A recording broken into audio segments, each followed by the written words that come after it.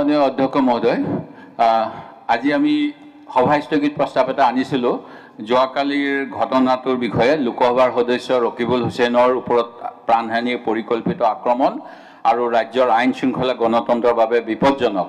সেয়ে সদনৰ সকলো কাৰ্যসূচী বাতিল কৰি মই এই বিষয়টোত ৰাজহুৱা হিচাপে আলোচনা কৰিবলৈ আপোনাক দাবী জনাইছোঁ।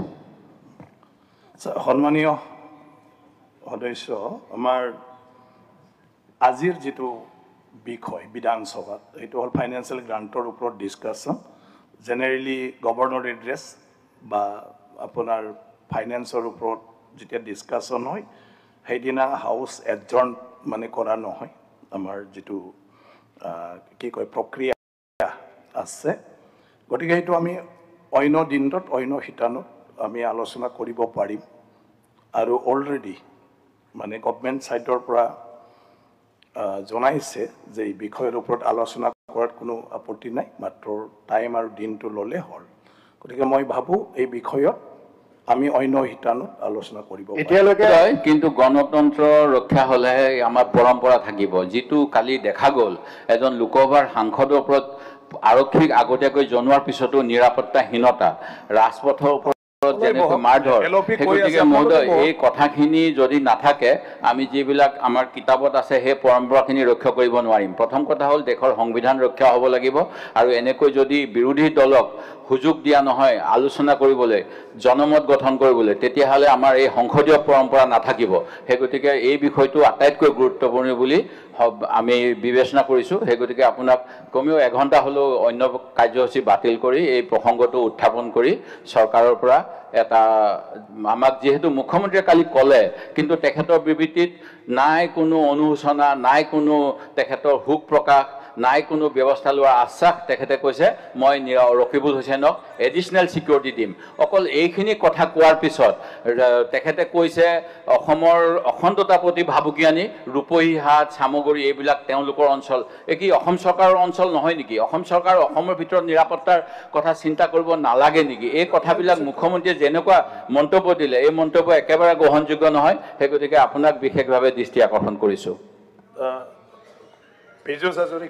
ছাৰ, এই বিষয়ে যদি মুখ্যমন্ত্ৰী ডাঙৰীয়া যিটো অসমত নাই, মই পাৰ্লিয়ামেণ্টাৰী এফেয়াৰ্ছ মন্ত্ৰী নহয়, তেখেতৰ হৈ মই এটা কথা ক'ব খোজোঁ। ছাৰ, যিকেইজনে মাননীয় সাংসদগৰাকীক আক্ৰমণ কৰিছে বা কৰা বুলি কোৱা হৈছে সেই ব্যক্তিগৰাকী ছাৰ আইডেণ্টিফাই হৈছে।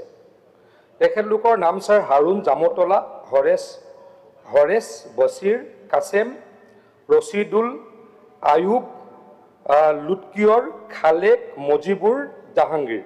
ছাৰ, তদন্তৰ প্ৰক্ৰিয়া চলি আছে। তেখেতে মাননীয় LOP ডাঙৰীয়াই যিটো কৈছে সেইটো সম্পূৰ্ণ সত্যৰ ওপৰত প্ৰতিষ্ঠিত নহয়, যে অনুশোচনা নাই, একো কৰা নাই, তেনেকুৱা হোৱা নহয় অধ্যক্ষ ডাঙৰীয়া। পুলিচে তদন্ত কৰি আছে। মই ইতিমধ্যে নামকেইটা সদনত প্ৰকাশ কৰিলোঁ। এইকেইজন ব্যক্তিক আইডেণ্টিফাই কৰা হৈছে। গতিকে নিশ্চয়কৈ তদন্ত প্ৰক্ৰিয়া ত্বৰান্বিত হ'ব আৰু দোষী সাব্যস্ত হ'লে তেখেতলোকৰ বিৰুদ্ধে শাস্তিৰ ব্যৱস্থা লোৱা হ'ব। অধ্যক্ষ মহোদয়, ইয়াৰ পূৰ্বেও আমাৰ সভাপতি ভূপেন বৰা ডাঙৰীয়াৰ ওপৰত আক্ৰমণ হৈছিল। আমিও নিৰ্বাচনী সভাত অংশগ্ৰহণ কৰিবলৈ যাওঁতে আমাকো ভাবুকি প্ৰদান কৰা হৈছিল। মহোদয়, যোৱাকালি মুখ্যমন্ত্ৰীয়ে যিখিনি কথা কৈছে তেতিয়া তেওঁৰ লগত থকা PSO জনে চাৰিজাই ব্লেংক ফায়াৰ কৰে। আক্ৰমণকাৰীসকলে মুখত ক'লা কাপোৰ পিন্ধিছিল নে বগা কাপোৰ পিন্ধিছিল মই নাজানো। আক্ৰমণকাৰীয়ে ক'লা কাপোৰ পিন্ধিব, কোনেনো CCTVত আহিবলৈ বগা কাপোৰ পিন্ধিব? ৰূপহীহাট আমাৰ জেগাই নহয়, ৰূপহী চামগুৰি তেখেতৰ জেগা। তেখেতৰ জেগাত কোনোবাই আক্ৰমণ কৰিলে ক'লা কাপোৰ পিন্ধিব। বৰ্তমান সাংসদগৰাকীয়ে গুণামাৰী গাঁৱত মিটিং কৰিছে, SP তাত নিজে উপস্থিত আছে। তেখেতৰ নিৰাপত্তাৰ সম্পূৰ্ণ ব্যৱস্থা SPয়ে নিজে থাকি কৰিছে। মই আপোনালোকক প্ৰতিশ্ৰুতি দিছোঁ যে ৰকিবুল হুছেইনে নগাঁও, চামগুৰি, ৰূপহীত গ'লে মই তেওঁক আমি সুৰক্ষা বঢ়াই দিম। মই দেখা পাইছোঁ যোৱা এবছৰত কেইবাটাও এনেকুৱা ঘটনা ঘটিছে। চামগুৰি, ৰূপহীত গ'লেই কিবা নহয় কিবা এটা খেলি মেলি হয়। মই কাৰণটো ক'ব নাযাওঁ, কিন্তু গৃহমন্ত্ৰী হিচাপে মই নিশ্চিত ছাৰ এইখিনি কথাত ছাৰ ইয়াতে ক'ত ছাৰ ভালকৈ মাননীয় অধ্যক্ষ মহোদয় এটা ভালকৈ হ'ব লাগে, কাৰণ এডভান্টেজ আছামক বিফল কৰিবৰ কাৰণে এটা খুব ডাঙৰ চক্ৰান্ত চলি আছে।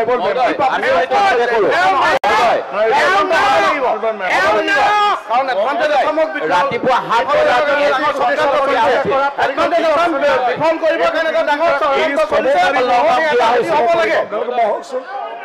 মন্ত্ৰী ডাঙৰীয়া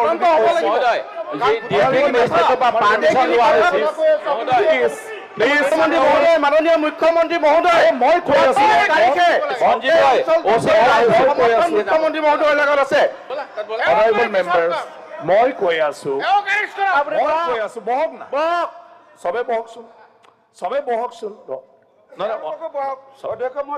Honorable members, please না, আপোনালোকে বহকচোন। আৰে সদনটো চলাব লাগিব, চবে যদি কপাৰেট নকৰে চেয়াৰক, তো মই কেনেকৈ হাউচটো চলাম? তো বিষয়টো অত্যন্ত গুৰুত্বপূৰ্ণ, এইটো ময়ো উপলব্ধি কৰোঁ, কিন্তু মই ৰুল অনুযায়ী কথাটো কৈ আছো। এটাটো হ'ল মুখ্যমন্ত্ৰী ডাঙৰীয়া আজি সদনত নাই, পাৰ্লিয়ামেণ্টাৰী এফেয়াৰ্ছ মিনিষ্টাৰ ডাঙৰীয়াও এতিয়ালৈকে নাই, আৰু অন বিহাফ অফ মানে ট্ৰেজাৰী আমাৰ সন্মানীয় মন্ত্ৰী পীযুষ হাজৰিকা ডাঙৰীয়া এটা কথা মানে তেখেতসকলৰ তৰফৰ পৰা ক'লে। মই সেইকাৰণে কৈছোঁ বিষয়টো আমি অন্য দিনত আলোচনা কৰিম এইটোৰ বিষয়ত, আৰু আপোনালোকে সেইমতে বহি পালে। কিন্তু মহোদয়, যোৱাকালি ৰাতিপুৱা SB কণ্ট্ৰলত জনোৱা হৈছে 7:17 তোৰ প্ৰগ্ৰেম, পুলিচ কণ্ট্ৰল নগাঁৱত জনোৱা হৈছে। মহোদয়, সঞ্জীৱ ৰয় OC-ক জনোৱা হৈছে ৰূপহীহাটৰ। তাৰপিছত মহোদয়, যিটো চৰকাৰে ক'লে যিকোনো মিটিং হ'লে, আনকি কাৰোবাৰ ঘৰৰ চোতালত, এইখন ৰাজহুৱা মিটিং নহয়, চোতালত 2 বজাৰ পৰা 5 বজালৈ মিটিং কৰিম বুলি নগাঁও ডিষ্ট্ৰিক্ট মেজিষ্ট্ৰেটৰ মেজিষ্ট্ৰেচি ব্ৰাঞ্চৰ পৰা পাৰ্মিশ্যন লোৱা হৈছে।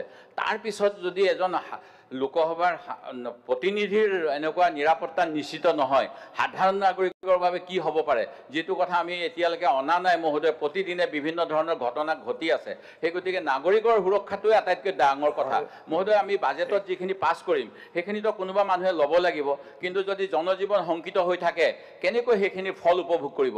সেই গতিকে মহোদয়, এই বিষয়টো আপুনি অনুগ্ৰহ কৰি আটাইতকৈ গুৰুত্বপূৰ্ণ বুলি বিবেচনা কৰক আৰু আমাক সময় দিয়ক। স্যাৰ, কংগ্ৰেছৰ চৰকাৰ আছিল, তেখেতলোকৰ ওপৰত দলবদ্ধ আক্ৰমণ হৈছিল, আৰু গোটেইকেইজন কংগ্ৰেছৰ লগত বহি থকা বিধায়কে আছে ছাৰ। তেখেতলোকে এই কথাটো পাহৰি গৈছে নেকি ছাৰ? প্ৰশান্ত ফুকনৰ ওপৰত এটাই ইয়াতে আছে ছাৰ, প্ৰশান্ত ফুকনৰ ওপৰত সেইকাৰণে প্ৰশান্ত ফুকন ডাঙৰীয়া যেতিয়া পাব্লিক একাউণ্টছ কমিটি ল'বলৈ গৈছিল তেতিয়া তেখেতৰ ওপৰত এটাই কৈছিল, মই নাম নকওঁ, ইয়াতে আছে, প্ৰশান্ত ফুকন ডাঙৰীয়াৰ ওপৰত এটাই কৈছিল। নহয়, প্ৰশান্ত ফুকন ডাঙৰীয়াৰ ওপৰত এটাই কৈছিল। প্ৰশান্তদাৰ ওপৰত এটাই কৈছিল, আক্ৰমণ কৰি আছে নেকি? প্ৰশান্তদাৰ ওপৰত এটাই কৈছিল, এই আক্ৰমণ কৰা ইয়াতে আছে, ইয়াতে আছে, ইয়াতে আছে। নাই নাই, এই ঘটনাত আজি এডভান্টেজ আছাম বিফল কৰিবৰ কাৰণে ডাঙৰ চক্ৰান্ত চলিছে। এই চক্ৰান্ত আমি প্ৰতিহত কৰিব লাগিব।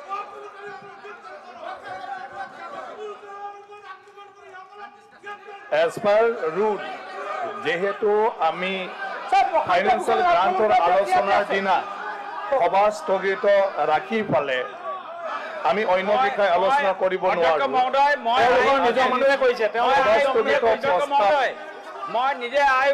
মই পাইছো এই সভা